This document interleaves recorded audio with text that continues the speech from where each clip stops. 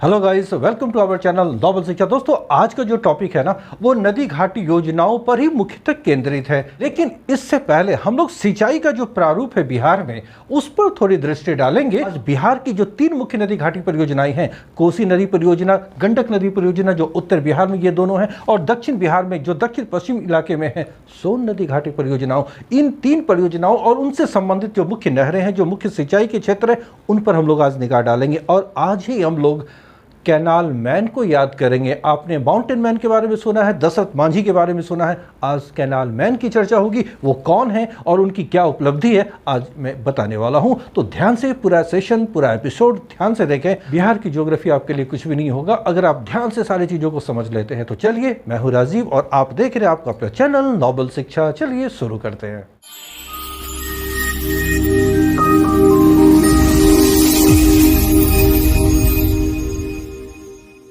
दोस्तों, नदी घाटी परियोजनाओं और नहरों पर जाने से पहले बिहार में सिंचाई का जो स्वरूप है उस पर क्विक दृष्टि डाल लेते हैं, जो एग्जामिनेशन के दृष्टिकोण से महत्वपूर्ण है। जैसा कि मालूम है कि बिहार एक कृषि प्रधान राज्य है और बिहार में कृषि योग्य जो भूमि है ना, तो उस संपूर्ण भूमि के कुल क्षेत्रफल के 71.94 71.94% इलाके में सिंचाई की सुविधाएं उपलब्ध हैं। तो सिंचाई की जो सुविधाएं उपलब्ध है ना बिहार में, सबसे अधिक बिहार में सिंचाई होती है तो वो नलकूप के माध्यम से। दूसरा जो सबसे बड़ा साधन है सिंचाई का वो नहर है। जी हाँ, नहर है। तो आज नहरों के बारे में हम लोग अच्छी तरह समझ लें कि नहर कितना इंपॉर्टेंट है, क्योंकि जो नहरें हैं वो बहुउद्देशीय परियोजनाओं के अंतर्गत बनाई गई हैं और वो जिन क्षेत्रों में है वहां पर सर्वाधिक सिंचाई की सुविधा भी उपलब्ध है। तो आइए तथ्यों पर भी देखते चलते हैं हम लोग। बिहार में जो सिंचाई के प्रमुख साधन है उस पर थोड़ा दृष्टि डाल ले तो सबसे अधिक नलकूप से, ध्यान रखिएगा, सर्वाधिक नलकूप के माध्यम से सिंचाई होती है और वो 63.1% है। दूसरा सेक्शन नहरों का है, जो कुल भूमि के 30.7% भाग पर, जी याद रखिएगा, नहरों के द्वारा बिहार में कुल कृषि योग्य क्षेत्र के 30.7% भूभाग पर सिंचाई की जाती है। थर्ड सेक्शन तालाबों का है, पॉन्ड्स, तालाबों के द्वारा 1.9% इलाके में सिंचाई की जाती है। तो ये टॉप 3 सोर्सेज हैं, साधन हैं जिनसे सिंचाई की जाती है बिहार में। नंबर 1 नलकूप, नंबर 2 नहर और थर्ड है तालाब। इनमें कुएं और अन्य साधन शामिल हैं। जो प्रमुख फैक्ट्स हैं उस पर आप ध्यान दें। बिहार में भी कौन से जिले हैं जहां सर्वाधिक सिंचाई के साधन उपलब्ध हैं? तो नंबर 1 पोजीशन पे वो जो जिला है वो है रोहतास जिला। आप यहां पे देखेंगे कि सोन नदी का ये जो मार्ग आप देख रहे हो, जो गंगा नदी से जाकर मिलती है, यहां पर पटना है, पटना के निकट, तो यहां पर रोहतास डिस्ट्रिक्ट मौजूद है। तो रोहतास जिले में सर्वाधिक सिंचाई की सुविधा उपलब्ध है बिहार में। कितना है? पूरे बिहार में जो सिंचाई की सुविधा उपलब्ध है उसमें से 6.2% रोहतास में सर्वाधिक सिंचाई सुविधा उपलब्ध है। नंबर 2 पोजीशन पश्चिम चंपारण का। आप ये देख ले, बिहार का नॉर्थ वेस्ट का जो इलाका है पश्चिम चंपारण, यहां पर भी जो सिंचाई की सुविधाएं उपलब्ध है तो वो नंबर 2 पर है और वो 5.8% है। नंबर 3 औरंगाबाद। औरंगाबाद यहां पर मौजूद है जो सोन नदी के पूर्वी डायरेक्शन में है। तो रोहतास इस तरफ, औरंगाबाद इस तरफ, यानी सोन नदी और उनसे निकाली गई जो नहरें हैं वो यहां पर सिंचाई के मुख्य साधन है, जहां सिंचाई के सर्वाधिक सुविधाएं उपलब्ध है। वही जो टॉप 3 डिस्ट्रिक्ट है, तो आप देख ले यहां पर रोहतास, पश्चिम चंपारण, औरंगाबाद, ये नहरों के द्वारा ही सिंचित सर्वाधिक इलाके हैं। तो यहां पर आप देख रहे सर्वाधिक सिंचाई युक्त जिले यही 3 जिले हैं। ठीक है ना। इसके पश्चात आप तथ्य पे ध्यान रखें कि नलकूप के द्वारा सर्वाधिक सिंचित जिले बिहार में कौन से? तो टॉप 3 को आप ध्यान में रखें, समस्तीपुर, नालंदा और सीतामढ़ी।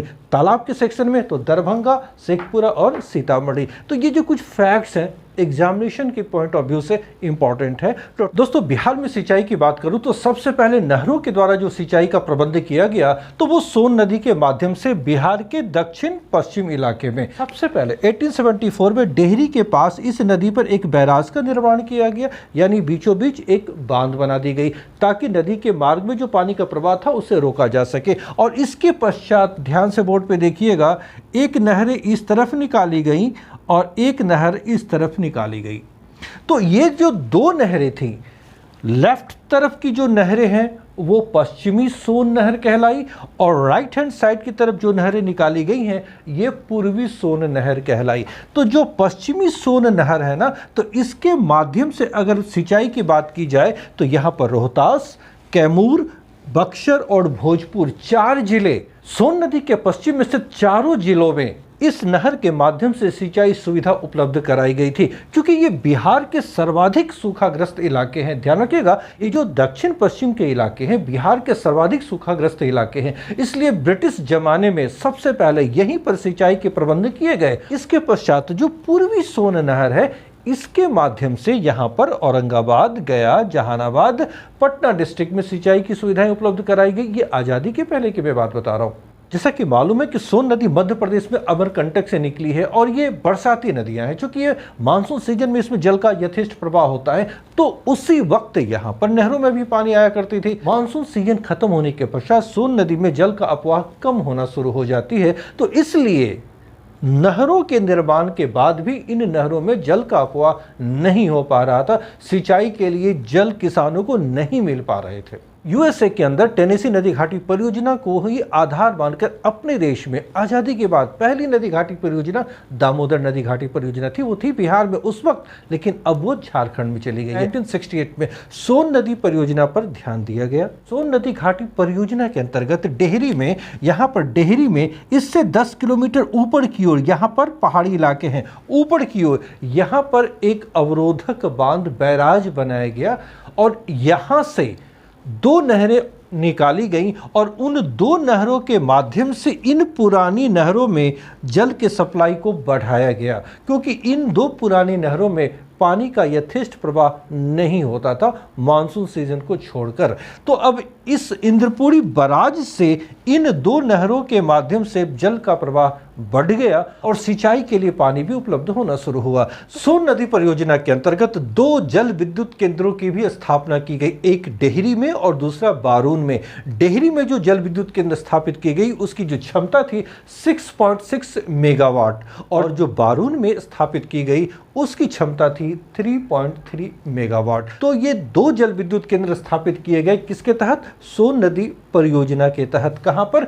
बिहार के दक्षिण पश्चिम इलाके में। अगर प्रश्न हो कि पश्चिमी सोन नहर इनमें से किन जिलों में सिंचाई करती है, तो आप ध्यान रखिएगा 4 जिले हैं। यहाँ पर रोहतास है, कैमूर है, बक्सर है, भोजपुर है। तो इनकी शाखाएं भी हैं, बक्सर शाखा है, आरा शाखा है, अलग अलग शाखाएं इसकी बनाई गई हैं। अब अगर आपसे प्रश्न पूछ दिया जाए कि पूर्वी सोन नहर से किन जिलों की सिंचाई की जाती है, तो जो जिले इस ओर हैं, आप मैप पर ध्यान रखेंगे, डिस्ट्रिक्ट का आप ख्याल रखेंगे तो आपको याद करने की जरूरत नहीं पड़ेगी। तो अगर पूर्वी सोन नहर की बात करूं तो यहाँ पर औरंगाबाद, गया, जहानाबाद, अरवल और पटना, तो ये जो जिले यहाँ पर मौजूद हैं, इन जिलों में पूर्वी सोन नहर के माध्यम से सिंचाई की जा रही है। तो ये जो फैक्ट्स है आप ध्यान रखिएगा। 2 चीज़ें और कि जो पूर्वी सोन नहर है ये यहाँ से लेकर जो यहाँ तक आई है ना, पटना तक, ये टोटल 130 किलोमीटर की लंबाई में मौजूद है। ये कुल 2.5 लाख हेक्टेयर भूमि पर सिंचाई की जाती है। किससे? पूर्वी सोन नहर से। ठीक है ना। पश्चिमी सोन नहर की क्षमता अधिक है जो इस इलाके में है, उससे 3 लाख हेक्टेयर भूमि में सिंचाई की जा रही है। किससे? पश्चिमी सोन नहर से। अगर आपसे पूछ दिया जाए इंद्रपुरी बराज किस नदी घाटी परियोजना के अंतर्गत बनाई गई है, तो ध्यान रखिएगा, तो आंसर होगा सोन नदी घाटी परियोजना। दूसरी जो महत्वपूर्ण नदी घाटी परियोजना बिहार की है वो है गंडक नदी घाटी परियोजना। ध्यान रखिए, गंडक नदी का प्रवाह मार्ग पर आप ध्यान दीजिए, ये बिहार के उत्तर पश्चिम कोने में मौजूद है। यहाँ पर गंडक नदी के अंतर्गत ध्यान रखिएगा, यहाँ पर वाल्मीकि नगर जो भैंसा लोटर है, जहाँ पर ये गंडक नदी आती है, यूपी और बिहार के बीच एक सीमा को निर्धारित करते हुए प्रवेश करती है। तो ठीक इसी स्थल पर, इसे मैं ब्लू अथवा रेड से बना दूं, इसी स्थल पर, यहीं पर वाल्मीकि नगर में बिहार में अवरोधक बांध का निर्माण किया गया है। जी हाँ, एक बैराज का निर्माण किया गया है गंडक नदी पर। तो ये जो गंडक नदी परियोजना है ये यूपी और बिहार की संयुक्त परियोजना है जो भारत सरकार के सहयोग से चलाई जा रही है। बाद में 1959 में नेपाल भी इसमें शामिल हुआ, तो यह भारत और नेपाल के बीच कह सकते हैं एक संयुक्त परियोजना बन गई। इसके अंतर्गत जो चीजें बनी है, भैंसा लोटन का नाम आप लोगों ने सुना होगा। भैंसा लोटन में ही यहीं पर जिस बांध का निर्माण किया गया उसे आज हम वाल्मीकि नगर के नाम से जानते हैं। वहां पर जो अवरोधक बांध बनाए गए, उस बांध के बनने के पश्चात एक विशाल जलाशय का निर्माण हुआ, तो वो जलाशय नेपाल में मौजूद है। तो उस जलाशय का नाम है वाल्मीकि जलाशय। ध्यान रखिएगा, वाल्मीकि जलाशय जो नेपाल में है। तो गंडक नदी परियोजना के अंतर्गत ही वाल्मीकि जलाशय का निर्माण हुआ है। तो इस जलाशय से ही दो नहरें, महत्वपूर्ण नहरें तो 4 निकाली गई हैं, 2 नहरें नेपाल में मौजूद हैं, नेपाल के पूर्व और नेपाल के पश्चिम में, लेकिन 2 अन्य जो बड़ी नहरें हैं जो भारत में आती हैं वो यहां से निकाली गई हैं। तो गंडक नदी से पूर्वी डायरेक्शन में, ध्यान रखिएगा, पूर्वी डायरेक्शन में, इस तरफ मेरे हाथ को आप ध्यान से देखें, पूर्वी डायरेक्शन में जो नहर निकाली गई वो एक्चुअली त्रिवेणी नामक स्थल है जहां से ये नहरें निकाली गई हैं। तो इसलिए इस डायरेक्शन में जो नहर निकली है ना, इसे कहा जाता है पूर्वी त्रिवेणी नहर। चूंकि इस डायरेक्शन में तिरहुत प्रमंडल भी मौजूद है, इसलिए इसका दूसरा नाम है पूर्वी तिरहुत नहर। तो 2 नाम याद रखिएगा, पूर्वी त्रिवेणी नहर अथवा पूर्वी तिरहुत नहर। तो ये जो नहर है लगभग, आप ध्यान रखिएगा, मैं ब्लू कलर से इसे ड्रॉ कर दे रहा हूं, यहां से ये जो नहरें निकाली गई हैं तो ये लगभग गंडक नदी के समानांतर समस्तीपुर जिले तक ये गई है। ये कौन सी नहर है? पूर्वी तिरहुत नहर या पूर्वी त्रिवेणी नहर। तो जो जिले इससे लाभान्वित हो रहे हैं, ध्यान रखिएगा, जो जिले लाभान्वित हो रहे हैं उनमें पश्चिम चंपारण, पूर्वी चंपारण, मुजफ्फरपुर, वैशाली और समस्तीपुर, ये वो जिले हैं जो पूर्वी त्रिवेणी नहर या पूर्वी तिरहुत नहर से लाभान्वित हो रहे हैं। इससे संबंधित जो फैक्ट्स हैं आप यहां पर देख लें, बोर्ड पे मैंने लिखा है, आप इसका स्क्रीनशॉट भी ले सकते हैं। पश्चिम के डायरेक्शन में भी नहरें निकाली गई हैं। तो पश्चिम की तरफ जो नहरें निकाली गई है ना, तो वो कहलाती है पश्चिमी त्रिवेणी नहर अथवा इसी का नाम है सारण नहर। चूंकि ये नहर जो है इस ओर से आती हुई यूपी के कुछ क्षेत्रों से आती हुई बिहार में प्रवेश करती है और सारण तक आती है। तो ये जो नहर है पश्चिमी नहर है, गंडक नदी की है। तो इस पश्चिमी नहर से जो सारण नहर है, इसे यूपी और बिहार में सिंचाई के लिए जल उपलब्ध होते हैं। इस नहर से नेपाल में भी कुछ दूरी तक सिंचाई की जाती है। इसके पश्चात यूपी और बिहार, इसकी जो पूरी लंबाई है ना वो कितनी है? 200 किलोमीटर। पूरी लंबाई 200 किलोमीटर है किसकी? पश्चिमी त्रिवेणी नहर की। नेपाल में 19 किलोमीटर, उत्तर प्रदेश के अंतर्गत सर्वाधिक 112 किलोमीटर की लंबाई में यह मौजूद है। इसके पश्चात बिहार में 69 किलोमीटर। जिन जिलों में यह मौजूद है, उत्तर प्रदेश की बात करूं तो उत्तर प्रदेश के 3 जिले देवरिया, महाराजगंज और गोरखपुर। बिहार में जब ये नहर प्रवेश करती है तो बिहार में सारण प्रमंडल के अंतर्गत जो 3 जिले हैं, गोपालगंज, सिवान और सारण यानी छपरा जिला, इन तीनों जिले में इस नहर के माध्यम से सिंचाई की जाती है। इसलिए इसका नामकरण सारण नहर पड़ा है, क्योंकि ये सारण में ही आकर समाप्त भी हो जाती है। तो गंडक नदी परियोजना से ये तथ्य आप ध्यान में रखेंगे कि पूर्वी डायरेक्शन की ओर जो नहर निकाली गई है वो पूर्वी त्रिवेणी नहर अथवा पूर्वी तिरहुत नहर के नाम से जानी जाती है। पश्चिम की ओर जो नहर निकाली गई है वो पश्चिमी त्रिवेणी नहर अथवा सारण नहर के नाम से जानी जाती है। जिन जिलों में सिंचाई की जाती है उन जिलों के नाम आपको अब पता है। तो इनसे संबंधित जो प्रमुख फैक्ट्स हैं आप ध्यान में रखेंगे। इसके पश्चात अब हम लोग आते हैं बिहार का शोक। जो नदी बिहार का शोक माना जाता है, उस नदी को बांधना, उस पर नियंत्रण स्थापित करना बहुत ही आवश्यक था। इस नदी ने सर्वाधिक मार्ग परिवर्तन किया है और अपने बाढ़ के लिए कुख्यात रही है।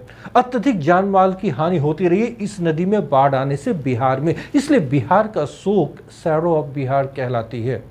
तो कोसी नदी को बांधना बहुत ही आवश्यक था, इसलिए भारत और नेपाल के बीच यह एक संयुक्त परियोजना है जो कोसी नदी परियोजना है। तो इससे संबंधित फैक्ट्स देखते चलते हैं, फिर इस पर आते हैं हम लोग। तो भारत और नेपाल की यह संयुक्त परियोजना है। 1954 में इस परियोजना के लिए, ध्यान रखिएगा, 1954 में इस परियोजना के लिए नेपाल के साथ एग्रीमेंट हुआ था, समझौता हुआ था। कब? 1954 में। फिर 1955 में निर्माण कार्य आरंभ हुआ। किसका? कोसी नदी प्रोजेक्ट का। कोसी नदी पर जो बहुउद्देशीय परियोजनाएं थी उस पर।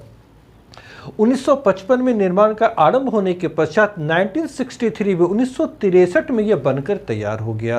कोसी नदी घाटी परियोजना के अंतर्गत मुख्य उद्देश्य क्या क्या थे? तो जो मुख्य उद्देश्य थे, तो सबसे पहला बाढ़ नियंत्रण, क्योंकि इससे जान माल की व्यापक हानि होती थी। इसके अलावा सिंचाई, फिर जल विद्युत उत्पादन, मलेरिया उन्मूलन, चूंकि इन क्षेत्रों में काफी जल जमाव की स्थिति बनी रहती थी तो मच्छरों का प्रकोप, मलेरिया का प्रकोप अक्सर हुआ करते थे, इसलिए मलेरिया को उन्मूलन करना। और भूमि संरक्षण इसलिए, जैसा कि आपको मालूम है कि कोसी नदी में जो बाढ़ आती है ना, तो इसमें पानी के साथ सिल्ट और बालू की बड़ी मात्रा होती है, और जिन क्षेत्रों में इस नदी का जल पूरी तरह फैलता है वहां की भूमि बर्बाद हो जाती है। ये अभिशाप इसलिए है बिहार की।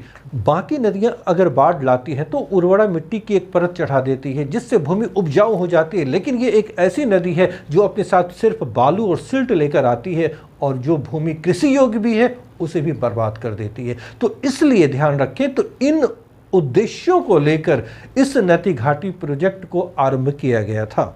इस नदी घाटी परियोजना के अंतर्गत हनुमान नगर जो नेपाल में है, वहां पर एक बैराज अवरोधक बांध बनाए गए हैं। यह लंबाई में 1140 मीटर यानी 1 किलोमीटर 140 मीटर है, और इसकी जो ऊंचाई है 72 मीटर, और ये कंक्रीट से बनाई गई है। एक ठोस दीवार बनाई गई अवरोधक बांध है। यहीं से दो नहरें निकाली, एक पश्चिम दिशा की और एक पूर्वी दिशा की ओर। तो जो दो नहरें दो दिशा में निकाली गई, तो पश्चिम दिशा की ओर जो नहरें निकाली गई वो हो गया पश्चिमी कोसी नहर, और जो पूर्वी डायरेक्शन में निकाली गई पूर्वी कोसी नहर। यहाँ पर ध्यान से देखिए, ये कोसी नदी का मार्ग है, और यहीं पर हनुमान नगर में एक बैराज का निर्माण किया गया है, और ये नेपाल में मौजूद है जो हनुमान नगर है। वहीं से दो नहरें निकाली गई हैं, एक इस डायरेक्शन में और एक इस डायरेक्शन में। तो आप यहाँ पर ध्यान रखिएगा, जो पूर्वी कोसी नहर है ना, इसके अंतर्गत जो क्षेत्र है वो कोसी नदी का पूर्वी इलाका, ध्यान रखिएगा, कोसी नदी का पूर्वी इलाका, इसलिए ये नहर क्या कहलाई? पूर्वी कोसी नहर। जो पूर्वी कोसी नहर है उससे 4 शाखाएं निकाली गई हैं। पहला मुरलीगंज नहर, दूसरा जानकी नगर नहर, तीसरा बनमनखी, इसे पूर्णिया नहर भी कहते हैं, और चौथा अररिया नहर। ये चारों नहर, ध्यान रखिएगा, पूर्वी कोसी नहर से ही संबंधित हैं।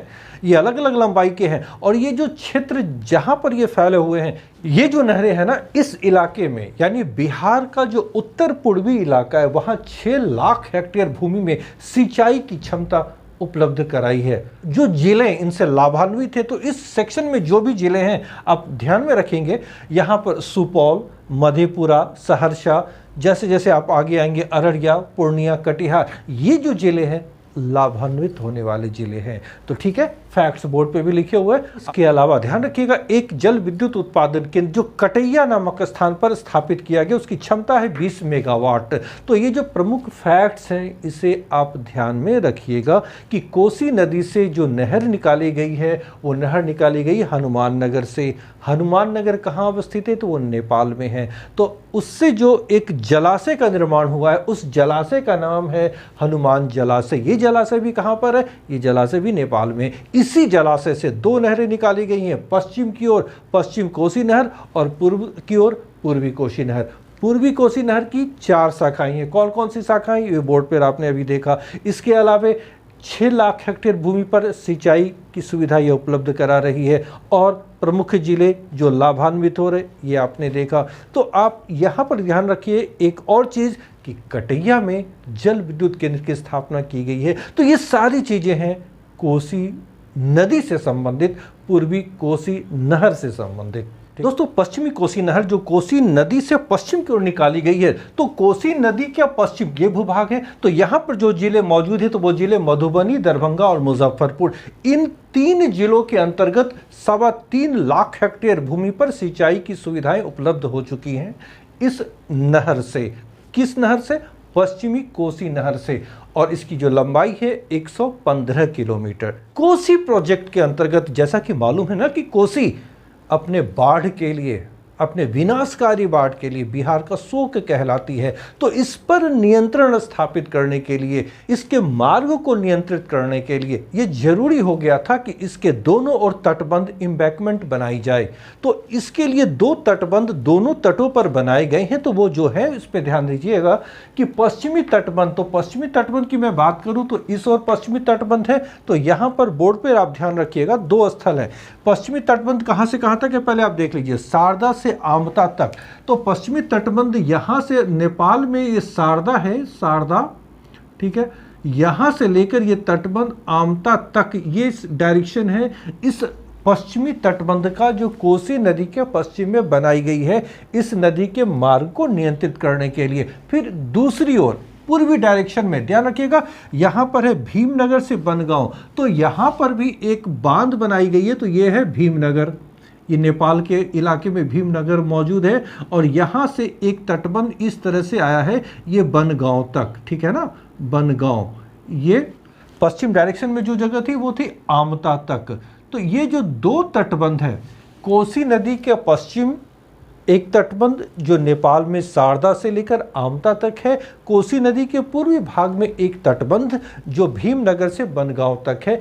ये जो तटबंध हैं, ये जो दो बांध हैं, कोसी नदी को नियंत्रित करने के लिए, उसमें जो बाढ़ आती है उससे आसपास के इलाकों में सुरक्षा के लिए बनाई गई हैं इसी कोसी नदी प्रोजेक्ट के तहत। बिहार की नदी घाटी परियोजनाओं से संबंधित जो भी फैक्ट्स थे उस पर आप ध्यान रखिएगा, इससे संबंधित जो भी प्रश्न आएंगे बहुत ही आसान होंगे। शुरू में जो मैंने कहा था, आज एक भगीरथ प्रयास को हमें सैल्यूट करना चाहिए, जो व्यक्तिगत प्रयासों से ही, जी हाँ, आपने माउंटेन मैन दशरथ मांझी का नाम सुना है, उनके बारे में बताने की आवश्यकता नहीं है, लेकिन एक कैनाल मैन, जी हाँ, कैनाल मैन लौंगी भुइयां, शायद आपने नाम सुना भी हो, लौंगी भुइयां, लौंगी भुइयां, लोग इन्हें कैनाल मैन के नाम से अब जानने लगे हैं। इस व्यक्ति ने 30 साल तक, जी हाँ 30 वर्षों तक अथक प्रयास कर अकेले नहर खोद डाली। 3 किलोमीटर लंबी नहरें, एक पर्वतीय इलाके से, ये भी गया जिले के ही, दशरथ मांझी भी गया जिले के थे, ये भी गया जिले के ही हैं। इन्होंने, लौंगी भुइया ने 3 किलोमीटर तक नहरें खोद डाली। गया जिले के कोठी लावा या कोठी लवा गांव के निवासी हैं। दोस्तों, दशरथ मांझी और लौंगी भुइया एक मिसाल है सबों के लिए, जो लोग कुछ जीवन में करना चाहते हैं। अगर ठान लें तो कुछ भी मुश्किल नहीं है। ये मिसाल इन्होंने पेश की, इनसे पहले दशरथ मांझी ने भी ये मिसाल पेश की है। दोस्तों, आज का मैं एपिसोड यहीं समाप्त करता हूं। आज जो भी फैक्ट्स आपको बताए गए ये बेहद इंपॉर्टेंट है, इससे आप मनन करें, ध्यान से देखें और समझते हुए उसे आप याद रखें। दोस्तों, अगर ये सेशन, अगर आपको ये वीडियोस पसंद आ रहे हैं तो आप इसे लाइक करें, दोस्तों के बीच शेयर करना ना भूलें, और अगर आप नए हैं तो चैनल को सब्सक्राइब करें और बेल आइकन को अवश्य दबाएं ताकि हमारे जो भी नए वीडियोस आएँ उसके नोटिफिकेशन आपको यथाशीघ्र और सबसे पहले मिल सके। मिलता हूँ एक नए सेशन में एक नए टॉपिक के साथ। Till then, bye.